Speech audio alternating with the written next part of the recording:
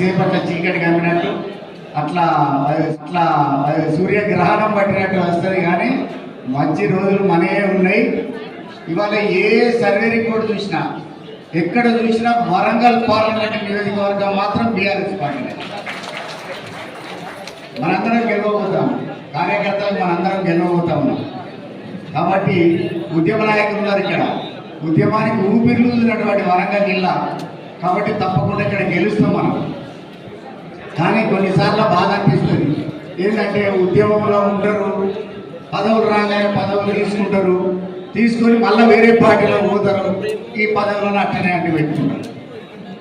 వాళ్ళందరికీ చెప్తా ఉన్నా, ఈ గులాబీ కండువ మీద గెలిచిన ప్రతి వాళ్ళు మనిషి అయితే అందరు రాజీనామా చేసిపోతే ఏ పార్టీ కన్నా వాళ్ళు పార్టీ పోవాలని మొత్తాన్ని మేము అంటలేం. కానీ వాళ్ళు నాయకులు కాదు, వాళ్ళ స్వార్థం కోసం పనిచేసినటువంటి కొంతమంది ఉన్నారు, వాళ్ళు పోవాలి.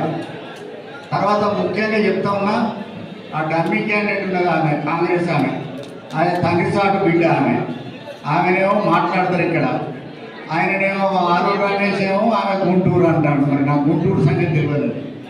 ఈ అత్తగారు గుంటూరు అంటాను. అసలు ఈ రాష్ట్రమే కాదు, ఈ రాష్ట్రం కథే కాదు కానీ.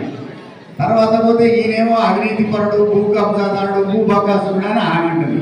మరి ఈయన ఎంత భూ బకాసురుడో తెలియదు. ఇక కడియం శ్రీగారు అంటాడు, అరే రమేష్ నీకు ఇవి చేసినా అవి చేసినా మరి అన్నింటికి అప్పుడు పైసలు ఏమన్నా ఇచ్చినా ఆ లెక్కలు మొత్తం లోగుట్టు అంతా పెరుమాళ్ళకి వెళ్తాం. కాబట్టి నేను ఒకటి చెప్పాల్సిన కడియం శ్రీగారు గారికి, ఆయన బిడ్డ కాదు నాకు పోటీ ఉంటే కడియం శ్రీగారు గారిని నిలబడాలి. ఇంకా బీఫామ్ గుడికెళ్ళే వాళ్ళకు ఆ బీఫామ్ మధ్యలో కూడా మార్చుకొని రావాలి. గణపురం నియోజకవర్గంలో రాజీనామా చేయాలి. నేను హన్మకొండ జిల్లా పరిషత్ చైర్మన్ ఇప్పటికి ఉన్నా, నేను కూడా రాజీనామా చేస్తా.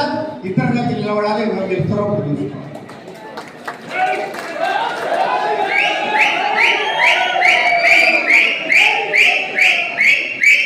ఒక్కటే కాదు, ఇవాళ కేంద్ర రాష్ట్ర ప్రభుత్వాలు రెండు కూడా ప్రజా వ్యతిరేకమైనటువంటి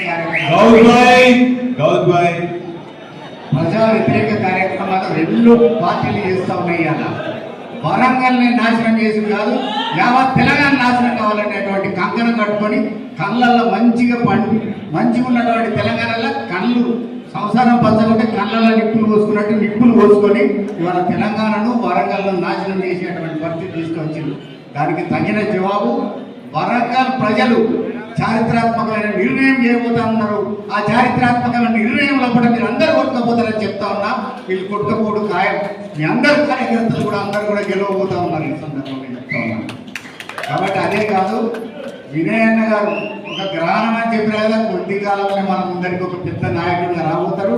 రావాలని కోరుకున్నాం మనందరం.